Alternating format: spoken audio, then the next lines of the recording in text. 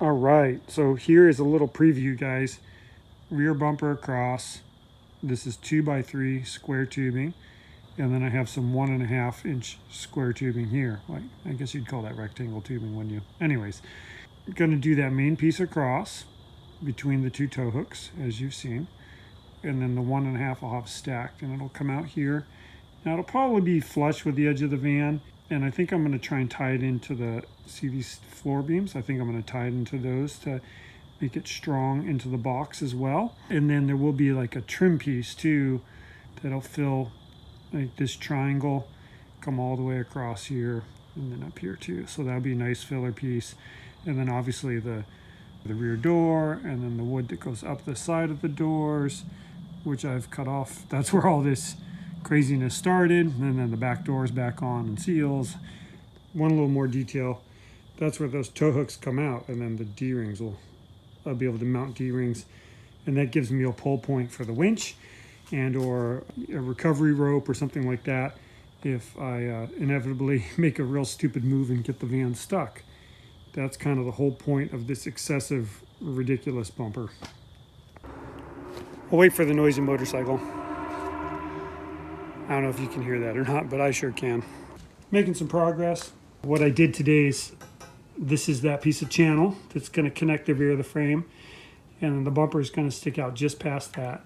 And like I showed you a million times in between these two pull-offs. I started notching this plate here so that receiver will fit up.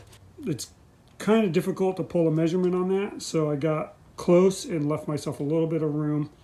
So I need to sneak up on that a little more, make that that notch a little taller, then this bumper can come up. I want the bumper to sit basically in the middle of the D-ring thingamajigger, whatever you call it. Let's see if I can do this shit one-handed.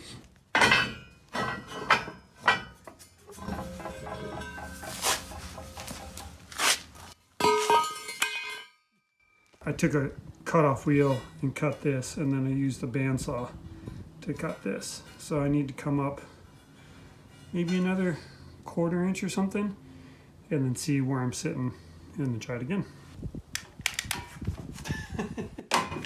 Probably help if I plugged it in. It's not a cordless grinder. There we go.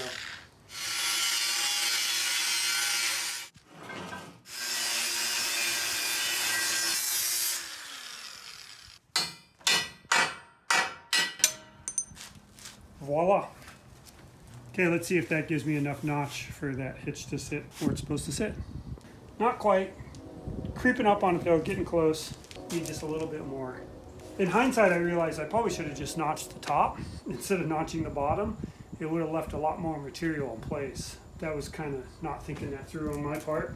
But what I'll do when I'm done getting it notched is I'll cut this piece down and then weld that back in, kind of reconnect that channel into a solid piece. That's my plan B for my not thinking. So a little trick for you guys, you generally don't need the tool. Just hold the lock, unplug the grinder so you don't accidentally set it off while it's running, so don't do this while it's plugged in. You push the lock, find until it grabs, and then just spin the disc, and that's tight enough.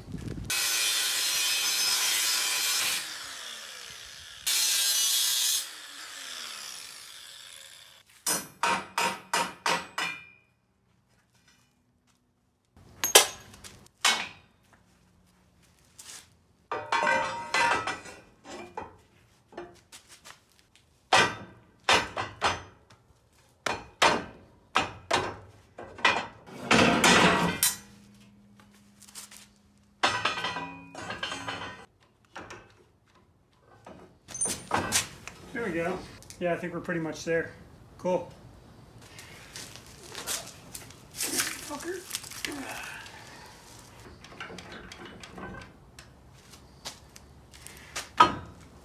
Yeah, cool. Okay. I think that's pretty close. I'll have to fine tune it. You can see it'll sit a tiny bit higher. Plenty of clearance here. I should be able to bring that up. It's going to go a little bit higher in the back at that cross member. So that should bring this up here, and that should work out. I guess I'll start kind of getting this set a little tidier, and then burn this thing in.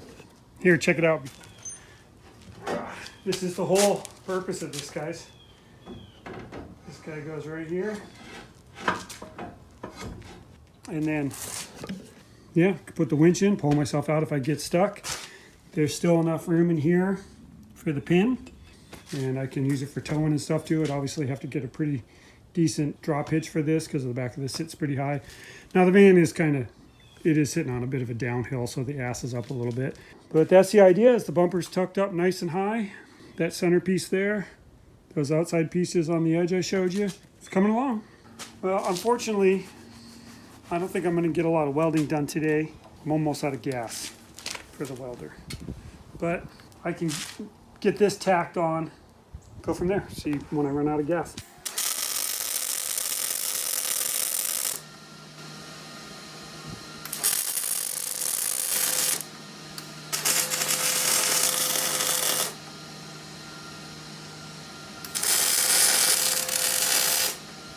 Might be a little crooked, but I don't think anybody will notice. Let's double check that fit.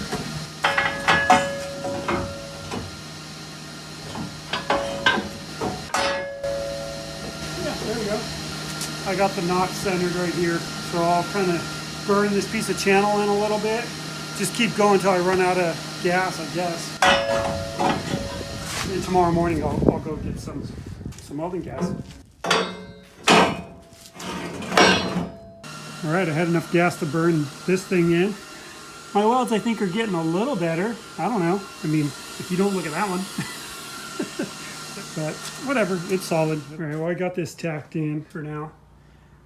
It's getting kind of dark, so I can't see, but I think the right side needs to go up just a touch. I'm gonna put this off till tomorrow. Go get some new go get some more gas for the welder, and then make sure I get that square, take a couple more measurements, and then burn that in. See you in the morning. Hello. It's the next day. The day's already over. I didn't film shit. So today I had to go get gas for the welder. That took a while. Not a big deal. I picked up some new gloves, which are nice. My old ones had holes and I kept getting burned. I came back and burned in the main part of the bumper here, which I'm pretty happy with. Re-welded around the receiver because I had ground that too far and I could see where it wasn't penetrated anymore. And then I burned in all around this channel and all that. I came in here, just no light. So before there was a little tab that stuck off right here, and that was for a piece of trim that went between here and the box. I thought maybe I could utilize that. And then kind of when I was messing with it, I decided to come up with a different method for that, and I wanted to cut that piece off so I could get in here and weld on the outside of this for my plate. So I did that on both sides. I do have to finish these little outriggers here. I mocked one up earlier, but the angle wasn't quite right. I got to figure that out. But obviously it's dark and late. Oh, that's kind of pretty, huh? And that's it for today. Morning, guys. It's the next week. Started my new job. I like it. It's fun learning stuff, working at a machine shop. It's interesting. Yeah, it's a lot of, it's cool. I like it. So anyways, back on the van today. Worked on just a little bit yesterday. What I did is I notched the edge of the aluminum corner here. Found a couple pieces of small angle iron, and I'm gonna tie those into the box here, like I said, and have this come out. And then my angle piece that goes from here to the bumper, that'll just give it a tie-in point there, just to kind of help hold it in place. Did the same on that side last night. And then I just splashed a little paint on this guy here because it was starting to flash rust. These are my outriggers here. It's kind of hard to show you why I hold it with one hand, but those are basically kind of gonna go in that fashion. I've shown you before, cut all those out. What I'm gonna do right now is weld two of these together, just kind of do some seam welding on them, and then I gotta tune this angle up a little bit to get my angle from there to there. So I'm gonna work on that. Update. So I got these side pieces kind of stitched together. This is the back side. The front side, I decided I'm just going to put a couple stitches here, and then I put a couple here, and you can see this one's just kind of tacked on for reference. So I made them long. I'm going to come in and chop that off, and then I'll put a cap on the end, and that'll eliminate that weld at the end, and then you'll have kind of this nice line here so you can see what the shape is going to be. All right, it's all burned in. That's what I was going for. Cut the ends flush. Something I realized I messed up. So I was measuring off this guy here to get my spacing, and I thought this piece looked a little odd. You come over here and you look at this, you see this gap? This piece of the box fan is not square. So I was measuring off something in the van that wasn't square. So the bumper's kicked out on the passenger side a little bit, maybe a 1/4 inch. I doubt anyone will notice it when I'm going 50 down the highway, but kind of annoying. My bad, I should have checked a couple other spots. I should have cross measured, but yeah, you can see the gap there. And then you come over here and see the gap there. So, oops, it's just kicked this way. So I got the edge trimmed there, flush. This side too. This one cut pretty clean. I used the bandsaw.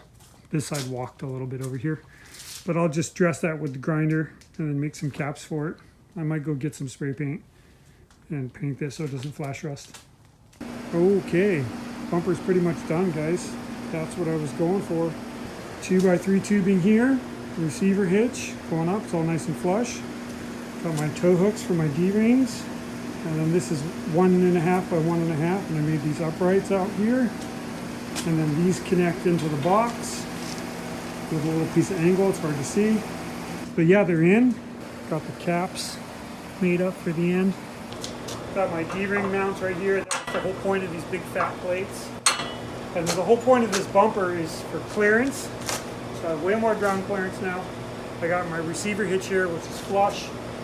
I'm gonna have this winch mounted in the back of the van. There'll be a mount in the garage area in the back, so I can open the doors and pull this winch out if I get stuck. And I need to pull myself backwards.